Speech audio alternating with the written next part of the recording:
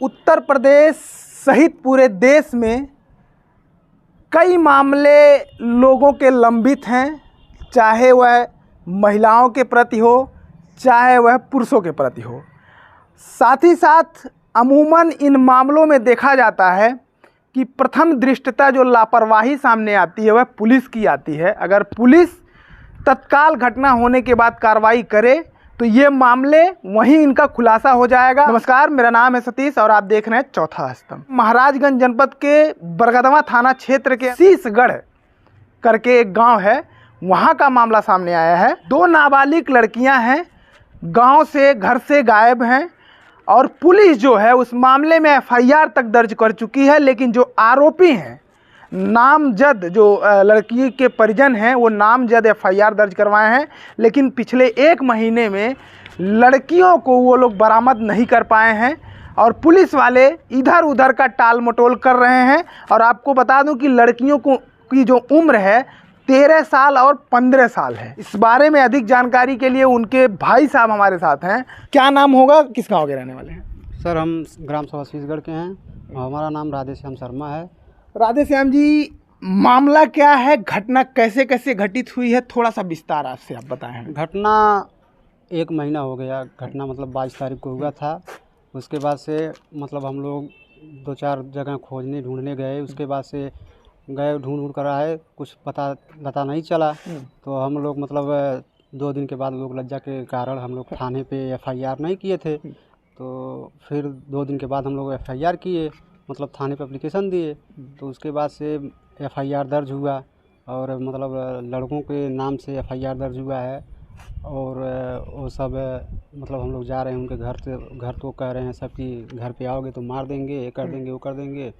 और जो थाने पर श्याम सुंदर चतुर्वेदी जी हैं, वो मतलब हम लोग 2 बार गए महाराजगंज कप्तान साहब के यहाँ, विवेचक जो हैं जी, विवेचक श्याम सुंदर चतुर्वेदी। तो जब हम लोग गए वहाँ महाराजगंज एसपी ऑफिस पे, तो वहाँ से मतलब आया कागज़ हम लोग दिए, वहाँ भी एक एफआईआर दर्ज किए। उसके बाद से जब आया तो बोले कि क्या नाम है, परमिशन के लिए कागज़ चाहिए। तो परमिशन भी आ गया, 15 तारीख को परमिशन आ गया है। आज 25 तारीख है, 25 या 26 है। तो परमिशन आया। परमिशन आने के बाद भी बोल रहे हैं कि अभी मोबाइल नंबर ट्रेस करेंगे, उसके बाद फिर उस लोकेशन पे जाया जाएगा। और हम लोग थाने पर जा रहे हैं तो हम लोगों से कह रहे हैं कि मतलब फिर हम दोबारा गए महाराजगंज जैसे एप्लीकेशन आया तो 20 तारीख को फिर गए हम वहाँ कप्तान साहब को फिर दिए एप्लीकेशन। तो एप्लीकेशन मतलब वो फ़ोन किए थाने पे किए। उसके बाद से फिर हम उसके 1 दिन के बाद मतलब आए थाने पे, श्याम सुंदर से मिले। तो वो बोल रहे हैं कि ऐसा बात है, तुम इतना एप्लीकेशन डाल रहे हो, हम नहीं करेंगे विवेचना। मतलब जिले से कप्तान के पास इनके पास प्रेशर आया कि तुम उन जो विवेचना है उसको आगे करो। आपके द्वारा जब बार बार वहां पर शिकायत की गई, तो उसके बाद ये कहते हैं कि इतना प्रेशर डाल रहे हो, मैं नहीं करूंगा। विवेचना करवाना है तो जाके किसी और से करवाओ और जाके कप्तान साहब से कह देना कि मैं विवेचना नहीं करूंगा। तो मैं बोला कि चलिए आप वहीं कह दीजिए, कप्तान साहब के पास चल के कर दीजिए कि मतलब हम विवेचना नहीं करेंगे, तो हम किसी और से करवाएंगे विवेचना। तो यही सब बात है और ये उस पर ध्यान नहीं दे रहे हैं। कह रहे हैं कि हमारा 2 महीना और ड्यूटी है, 2 महीने के बाद हमारा पेंशन चालू हो जाएगा, रिटायर होने जी, हम नहीं विवेचना करेंगे। और पैसे से की कुछ मांग की गई है? हाँ, पैसे की मांग की हैं। बोल रहे हैं कि यहाँ से बोलेरो, पहले तो ये हुआ था कि मतलब लड़के के बाप से बोले थे कि लड़के का बाप देगा पूरा पैसा हमारा और मतलब हमारे चाचा से और हमसे, लड़कियों को ढूंढने में जो खर्चा होगा वो लड़के के बाप देंगे। लड़का का बाप वहीं था, वो भी बोला कि हाँ हम दे देंगे और उसके बाद चला जाएगा। लड़के को बाप को भी साथ में लेकर चलने को कहे थे। लेकिन जब हम एसपी ऑफिस पे 6 तारीख को गए तो 6 के बाद मतलब 8 तारीख से लड़के का बाप नहीं है घर पे, वो भी फरार है। अच्छा। और उसके बाद से हम लोगों से पैसा उस दिन तो वो दे रहा था, वो कह रहा था कि मैं दूंगा। जब वो फरार हो गया तो फिर हमसे बोले कि मतलब व्यवस्था कर लेना पैसे की। अच्छा, ये जो विवेचक है वो कह रहे हैं कि तुम बोलेरो बांध दो, उसी से मैं जाऊंगा, अपने पैसे से नहीं। जी। तो उसके बाद से हम लोग गए तो बोल रहे हैं कि व्यवस्था कर लेना, बोलेरो से चला जाएगा। तो हम कहे कि हम नहीं जा पाएंगे बोलेरो से, पैसा नहीं है हमारे पास इतना। तो फिर मतलब हम कल जब वहाँ 20 तारीख को गए थे एसपी ऑफिस, तो वहाँ से आए, तो फिर कल हम जब गए वहाँ, तो उसके बाद हमसे बोले कि सर क्या हुआ, तो बोल रहे हैं कि मतलब इतना एप्लीकेशन तुम लोग डाल रहे हो, हम नहीं करेंगे। तो हम बोले कि मतलब आप जाएंगे कि नहीं जाएंगे।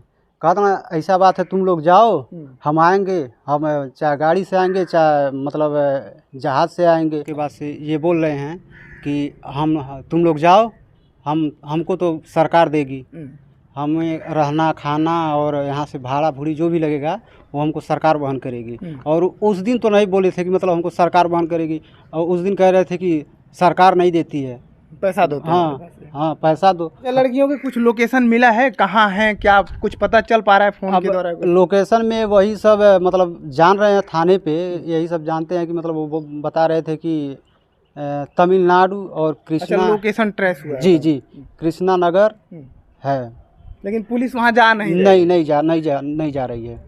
और कैसे क्या क्या बोला जा रहा है, कैसे आप लोगों को परेशान किया जा रहा है इन लोगों द्वारा? परेशान यही है कि मतलब धमकी उमकी दे रहे हैं सब, लड़कों के घर वाले? जी मार देंगे, क्या कहते हैं लोग?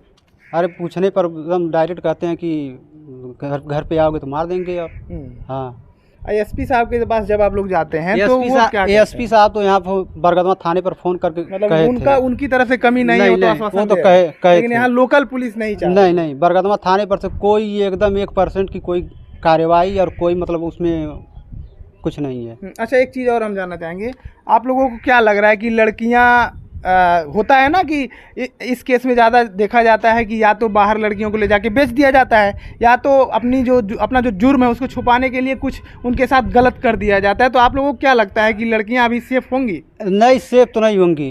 अब लड़कियों के साथ क्या हुआ होगा, अब यही होगा कि मतलब वो सब अगर नहीं लाएंगे तो कहीं उधर ही हत्या कर देंगे, उन सबों का हत्या करके मार देंगे, और उसके बाद बोल देंगे या कि हम अकेले थे, हमारे साथ कोई नहीं था।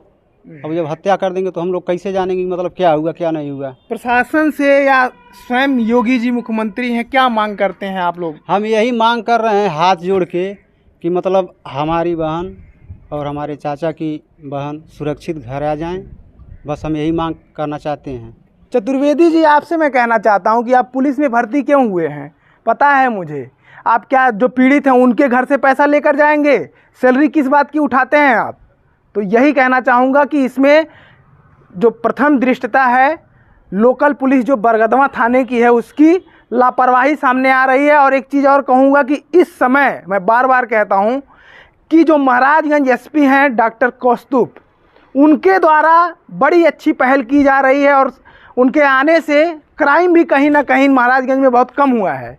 लेकिन वही होता है ना कि एक अकेला आदमी कितना भी ईमानदार हो, कितना भी अच्छा हो, लेकिन जब नीचे सारे लोग भ्रष्ट हैं तो वो कुर्सी पे बैठ के अकेले क्या कर सकता है?